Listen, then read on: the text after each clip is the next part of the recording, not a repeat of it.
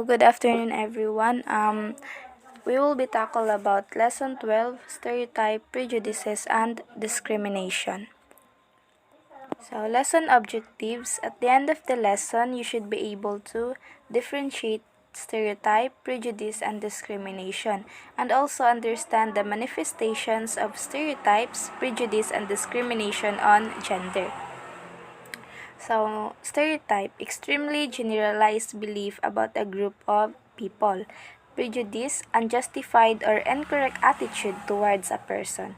Discrimination, when stereotypes and prejudice translate into a negative act towards a person. So, later on, we will discuss about that one by one, and to fully understand what's their meaning na mga words. So, next is introduction. So, there are 7.7 billion people across 195 countries, and every races has their own belief system, religion, culture, and tradition.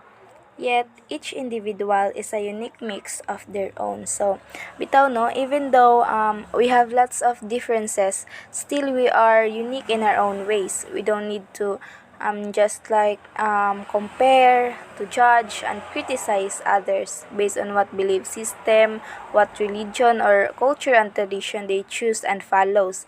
Because after all, we have our own uniqueness. So, that is why appreciating diversity is very important to fully understand the human experience and for us to coexist peacefully. However, understanding diversity requires us to broaden our appreciation of many facets of human race and recognize that we have our own stereotypes, prejudices, and discrimination too.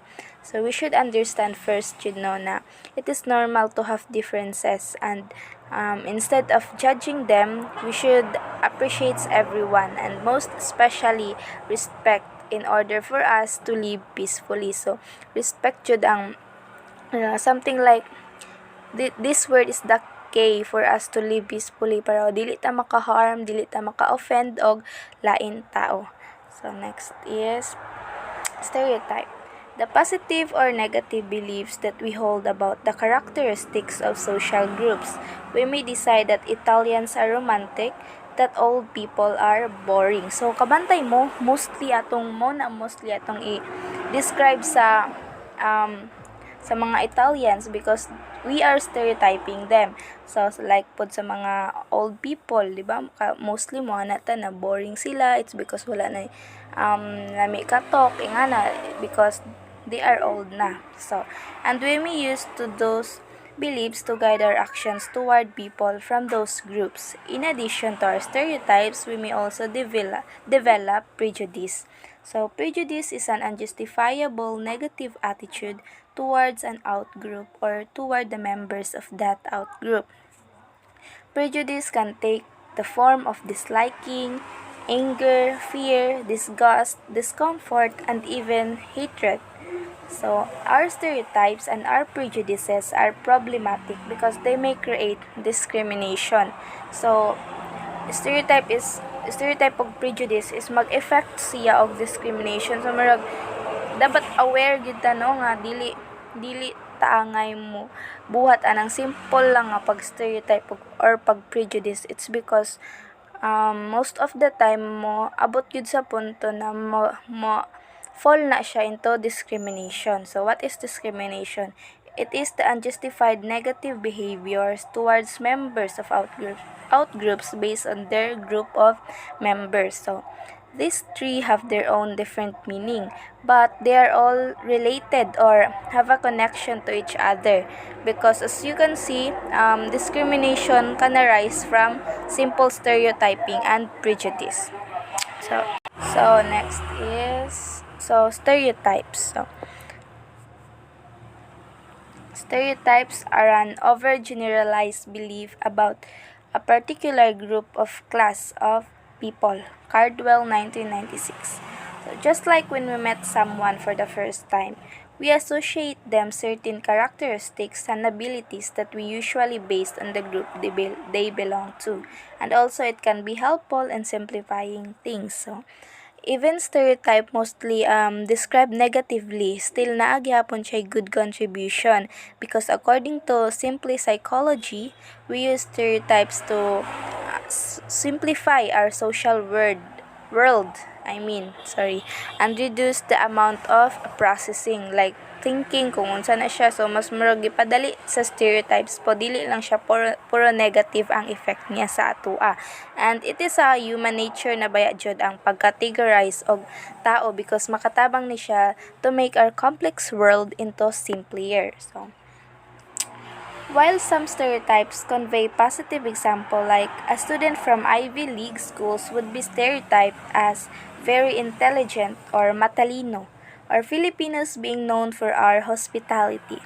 So most stereotypes, however, are drawn from negative generations, like equating our Muslim countrymen as terrorists and viewing farmers and blue-collar workers as lazy and less educated.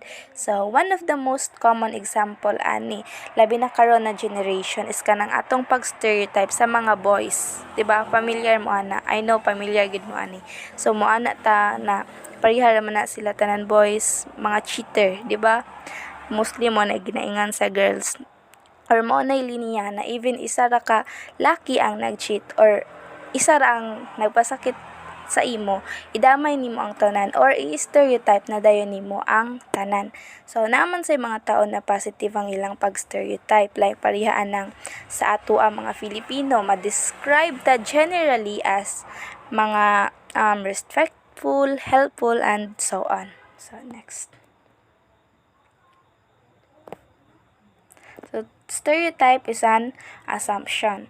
So, stereotype means assuming that a group of people who share some characteristics also share certain attributes.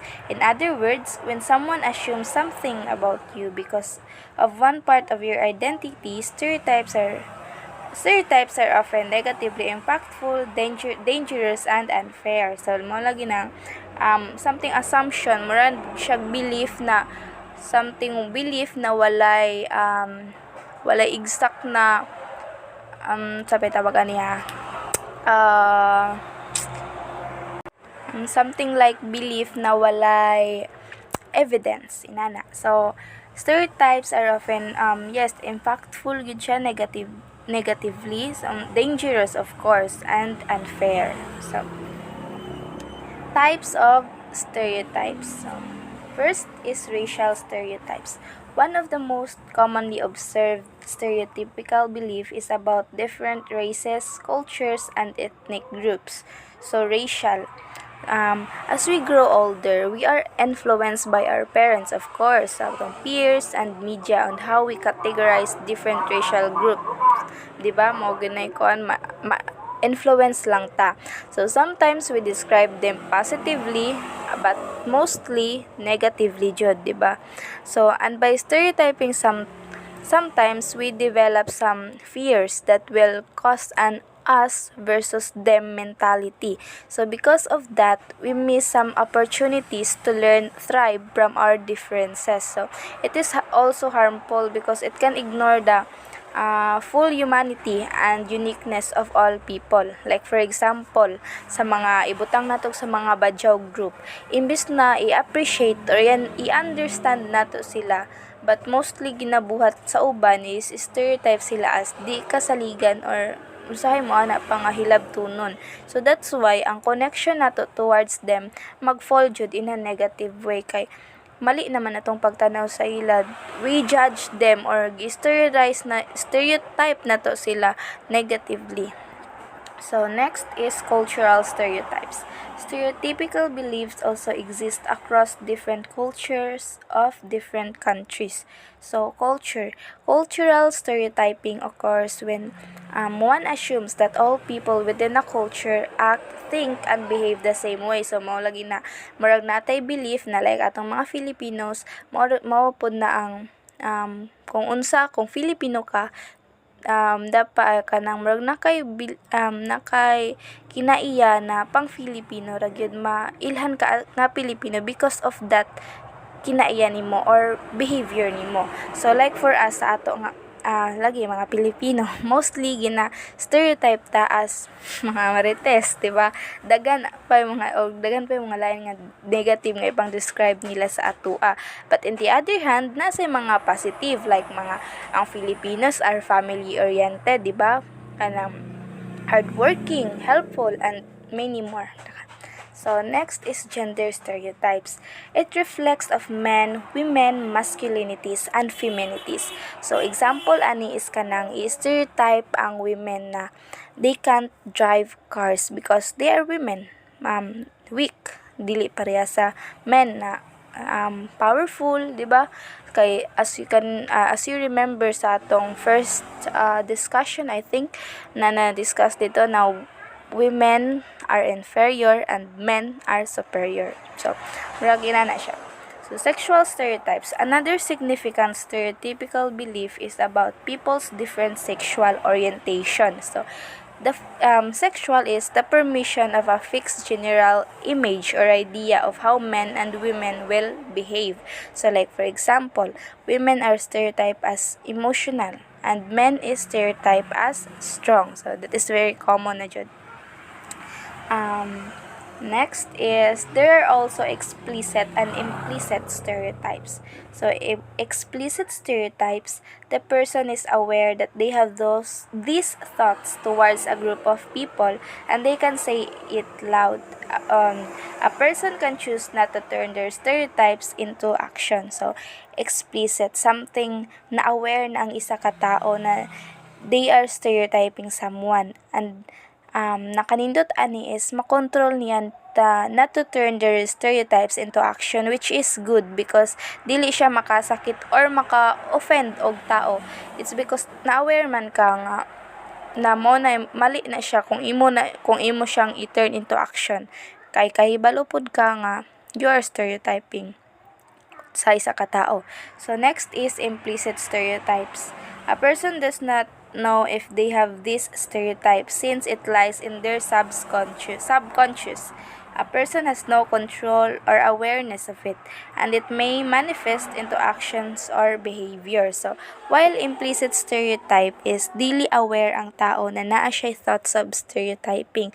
That's why dili po siya aware if nakasakit na ba siya or naka-offend because wala man siya kabalo na kaduday iyang thoughts of stereotyping is na turn niya into action. Mo po na usahay ang isa ka tao is maka-offend siya, it's because wala po siya kahibalo na mali dito yang gibuhat na nag-stereotype na dahil siya. So dili wala siya idea or dili siya aware na mo dito yang nabuhat. So implicit is aware siya and implicit is dili aware. So next is prejudice. So, prejudice is an unjustified or incorrect attitude, usually negative. So, yes, negative yung prejudice. So, towards an individual based solely on the individual's members of social group. Macleod, 2008. So, prejudice presents our emotional response upon learning of a person's membership to a specific group like age, skin color, race, disability, generation, nationality, religion, sex, sexual expression, gender expression, and so on. So when someone judges another person in a negative way, it is called prejudice. So, people often have certain prejudices about other people who may appear different. So, prejudice is disliking or hatred towards someone. So, like for example, na kay na met na tao and then para sa imo, different siya. It's because he or she came from different race. So, like for example, yung color sa yung skin is dark. So, as a result, nga ikaw nga dili ka ganahan og maayong ana nga tao is dili ka ganahan makig-uban sa iya pod. So because na imong gihunahuna nga lahi siya, dili ka ganahan sa iya because of his or her color. So murag mag-effect siya og negative kay imo naman siyang gi-judge. That's why prejudice is also existing. So Next is prejudice is a belief. So prejudice is when someone has a belief, usually negative, about a person or group based on a stereotype. The belief is usually based on a person's membership or assumed membership in a certain group. So prejudice also divides people based on stereotypes. Example include ableism, negative attitude based on physical and or mental abilities. So ang mga negative attitude nimo siya about na yung mga lahi ang tao mentally or physically, so mo ng ableism. So sexism, negative attitudes toward people who don't identify with the sex they were assigned at birth. So murag wala pa sila dili not sure sila about sa ilang gender or sexuality, I mean. So homophobia, negative attitude towards members of the 2 LGBTQ plus community. So, homophobia na. So, racism, negative attitudes based on race, ethnicity, and or culture. So, sexism, negative attitude based on gender, of course. Gender identity, gender expression, and or sex assigned at birth. Xenophobia, negative attitude based on national origin or country. Marag something like cultural ni siya. Ana. So, prejudice. What causes prejudice? So, a person's upbringing may cause them to become prejudiced. If parents had prejudices of their own, there is a chance that these opinions will be passed on to the next generation.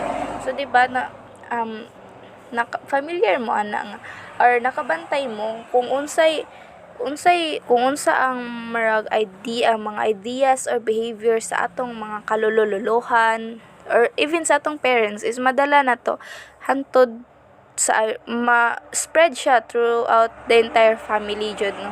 So mostly makuha sa isa ka tao ang thought of prejudice through their parents, based on what they learned and what they see. So like for example, your parents have that fear to Muslim people and they don't want to make friends or even socialize with that group of people. So there's a possibility that kana nga thought is mapasa sa mga anak or sa entire family. So another example pod ana is when your parents have a big dislike sa mga tao na dark ang skin color. So ikaw pod na anak, dili ka nila ipadol ana ng mga tao. That's why mo sabi mong maandan when you grow up kay makaingon man ka nga tama to or okay ra to siya. It's because mo may gipakita sa imong parents sa imo, di ba nag-believe murag na pud tay belief na kung unsa gipakita sa parents is mo na gito siya tama. Kay mo basta mo to atong gituuhan. So next is but kaning person's upbringing pwede po ni siya kuan dito sa pwede cause po sa pag stereotype kay mga thoughts or ideas basta nga imong makuha sa imong parents. So types of prejudice. So racism, prejudicial beliefs based on a national grouping or the race of a person is called racism. So murag something pareha na to sila gay na sa racial na murag ang thought lang sa stereotype is gisupport lang siya. That's why mahimo siya og prejudice. Murag nag-agree siya sa stereotype and then gidungagan lang og mudungag lang ka og kanang mga negative words, something like that, ingana marang mahimo siya og prejudice. So sexism, next, prejudicial opinions based on people's genders are known as sexism. So next is ethnicity. When racism has occurred between people who belong to the same race, it is called prejudice based on ethnicity. So like for example, same race mo, then imo siyang buhat kag prejudice saya even though same race mo matawag siya og ethnicity. So next is religion. Certain prejudicial beliefs, prejudgments, or misconceptions about certain that religious groups or members. So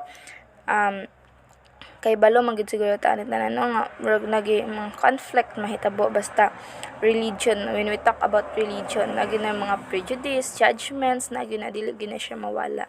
It's because magkuanta kay lahi-lahi lagi ang gituuhan sa mga tao. That's why mag-cause siya og conflict kay manaman nga uy kanimo kani nga religion kami ang tama mo na podang pikas kami man ang kuan mo nang prejudice mga judgments basta mga negative na mga kuan is mag-exist gyud. So ageism, prejudicial beliefs about the behaviors, natures, personality, traits and habits that people have during certain age groups. So mga prejudice sa mga old people,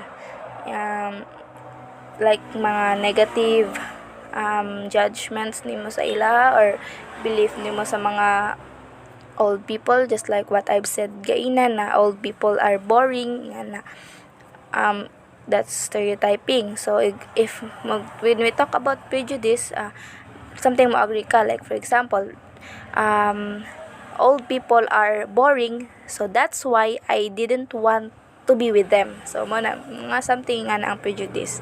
So next is stereotype is a disrespectful attitude about a labeled group. And prejudice is agreement with stereotype leading to negative emotions. So mga agreement gid ang prejudice. So example is boys are cheater, bully and boastful. So pag-abot sa prejudice is mahimo na siya inani, murag nag-agree siya. So that's right. Boys are cheater and I don't trust them. Bully and I hate them. Boastful and I don't like them. So stereotypes and prejudice can often lead to discrimination.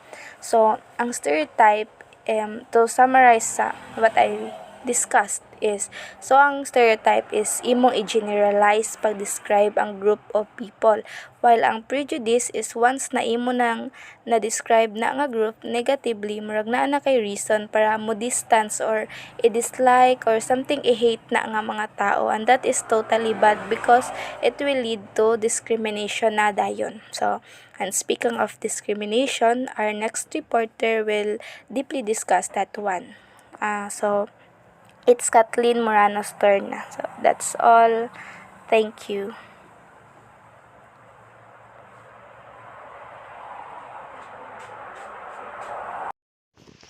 Discrimination. Discrimination refers to action or behavior towards an individual or a group of people. According to the United Nations, discriminatory behaviors takes many forms, but they all involve some forms of exclusive or rejection. So, if someone discriminates in order to satisfy some other person's wishes, isa pud na ka discrimination. Like for example, a landlord or tag-iya who refuse to allow a person with a certain disability to rent an apartment, kay ang uban nga boarders or nagrented to sa apartment is dili gusto nga naa sila'y silingan with that disability or disable. Persons who are discriminated on are treated worse than the way. People are usually treated just because they belong to a certain group or they are certain characteristic. So here are a few examples of discriminations. So first is genocide. So what is genocide? Unsa kay sulod aning genocide? So genocide is action or recognizing as different so much they are treated inhumanly and degraded. Or ang genocide is deliberated killing of a number of people from a particular place or group with the aim of destroying that place or group. In short, mga marites. Wala sila'y paki kung unsa kadaghan ang ilang itapik or pila ka tao ang ilang hiskutan, no? Basta kay ang ilang aim or goal is makapanglibak or to discriminate a people or person without knowing the truth. So second, apartheid. Apartheid is a form of racial discrimination wherein one race is viewed as less than the other, or resulting in the separations of blacks and whites and the mass murder of Jews in concentration camps. Apartheid means separateness. or it is a policy or system of segregation or discrimination on grounds or of race. So an example of it is a society where white people are considered superior, then the black were not given respect and they were considered inferior to the whites, and people of other races are mistreated. So third is gender discrimination. Statistically, women earn less than men and are often related to be solely responsible for child rearing and house chores. Men, on the other hand, are discriminated in household responsibilities such that they are perceived as less manly when they do their shares of house chores or when they become stay-at-home husband. So, ang gender discrimination is the another common form of discrimination. Pag abot sa balay no, makita man jud nato na mas ma-discriminate jud ang lalaki kaysa sa mga babae kay ang mga lalaki man jud is although naa sila trabaho sa balay no, pero pipila ra ka buok. Unlike sa mga babae na daghan pwede ang matrabaho. Pwede kani nila trabaho ang mga trabaho sa mga lalaki. Like magkabo, mangahoy, ug uban pa. But wala ko nag-ingon nga tanan jud babae. And number 4. Ay, kuan pa di ay. Here is another example para sa gender discrimination. Another example is in employment involves treating someone unfavorable because of the person's sex, no, sa gender di jud na kuan jud labi na sa trabaho jud, whether they are applying for a job or a current employee. So number 4, LGBT.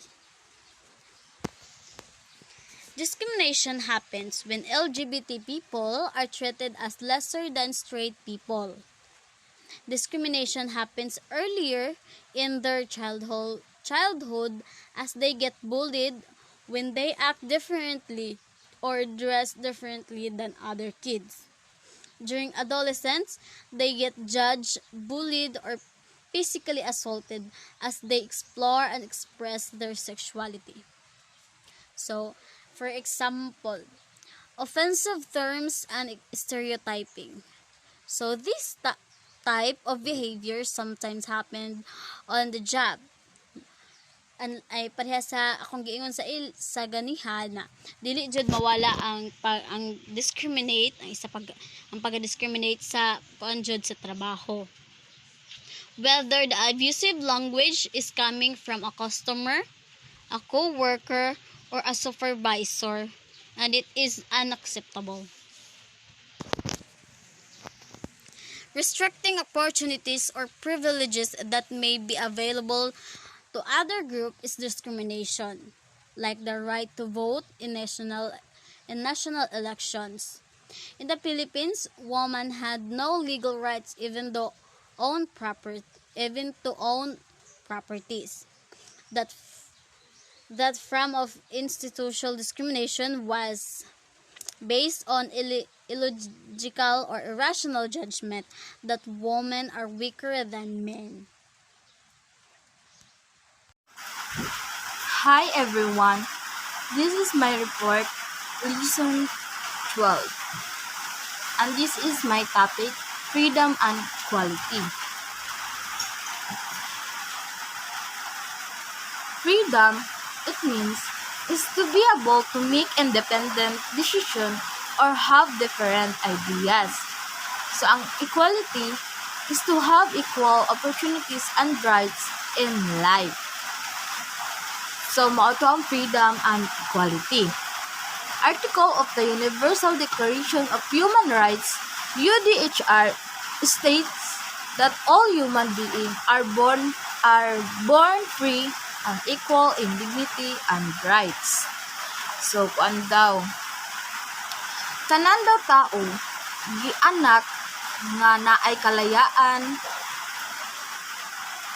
o pantay-pantay na dignidad at karapatan, rights. This declaration was drafted by member countries of the United Nations, including the Philippines in 1948. Okay. This monumental document outlines the fundamental rights of every human being that should be protected by everyone at all times. So, naadaw tay karapatan na dapat protektahan ang tanan, dili lang sa atong kaugalingon kundi sa tanan. Og should be protected by everyone at all times. Sa tanan po daw oras nato sila protektahan. Its preamble recognizes that the inherent dignity and of the equal and inalienable rights of all members of the human family is the foundation of the freedom, justice, and peace in the world. So, nakabasa man jud ta atong preamble no. Nga naadyoy nakabutang dito nga rights o pantay-pantay lang ba nga kuan. Pantay-pantay lang ang pagtan-aw ni God sa atua ug kinahanglan pantay-pantay punta. Na kung mabasa nimo siya dito sa preamble, naadyoy rights dito na akay human rights. Ug dili nimo mahawa ang karapatan sa tanan kung tao ug kanang kuan membro sa pamilya sa mga tao kay dapat naadjud tay freedom, justice, and peace in the world. Kanang kapayapaan sa atong mundo, diba? Tagaan taog peace in the world.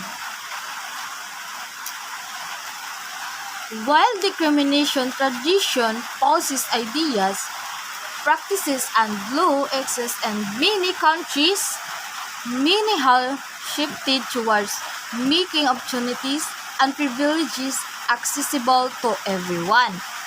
So, while discrimination daw, ang tradition o policies, ideas o ideas o kasanayan mao daw na ang batas na sa kadaghan sa kuan ba sa kanang maraming bansa bitaw. So daghan daw ang ning shifted towards making opportunities and privileges accessible to everyone sa tanan daw.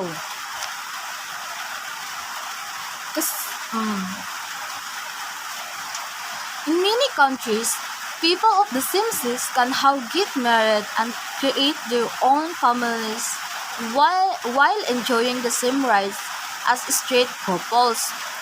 So mauna ni siya ang kuan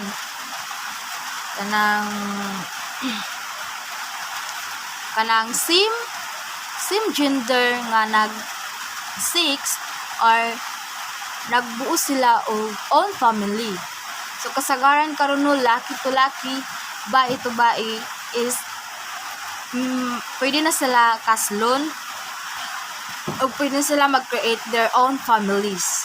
Parehas sa mag-asawa jud nga straight couples. So wala naagi sila karapatan nga himo sila og own family. Bisan pa man og dili gid na siya okay nga kuan nga mag-sex ang same gender, pero kay mauman naman sila rights, so pwede na nila buhaton to get married or sex same gender of own families, maghimo silang own families. In the Philippines, all establishments are now required by law to have an access ramp for people with disabilities. So, in the Philippines daw, all establishments are now nag-required na nga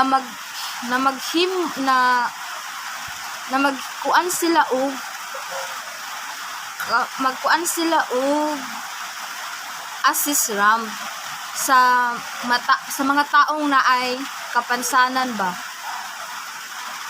for people with disabilities. Appreciating diversity of the human race is key to making a safer and more inclusive environment for everyone, regardless of race, sex, religion, sexuality, gender, or creed. Kinahanglan nato pahalagahan ang kanang pagkakaiba ng kasarian bitaw sa atong katao nato. Bisan pa man lahi-lahi taog ka ng kasarian, pero makatabang bayapod gihapon siya sa paggawa ng kaligtasan sa atong kapaligiran. Bisan pa man ay sa kapaligiran para sa tanan. O bisan man og lahi dito kasarian, katabang gihapon sila. Dili pa jud sa ilahang kaugalingon ha, kundi sa tanan daw. Bisan pa og unsa na siya nga kasarian. So walay pili daw bisag unsa pa na nga kasarian, malaki, mabayot, mababae or matumboy. So walay pili.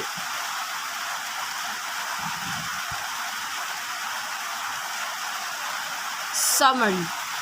Stereotyping, prejudice, and discrimination is a sensitive issue for many people since it can be traced to our history, culture, tradition, and religion.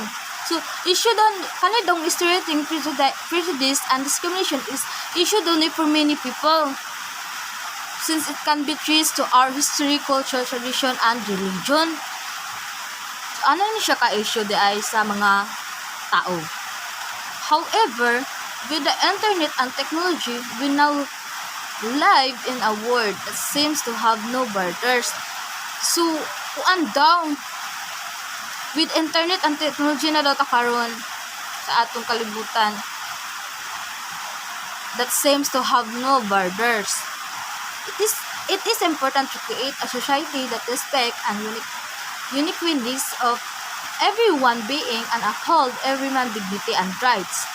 So, it is important daw mag-create ta og society and respect the uniqueness of every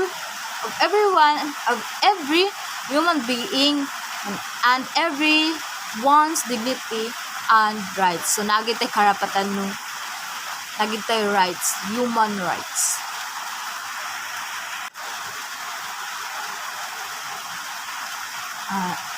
And that's all. Thank you and God bless for everyone.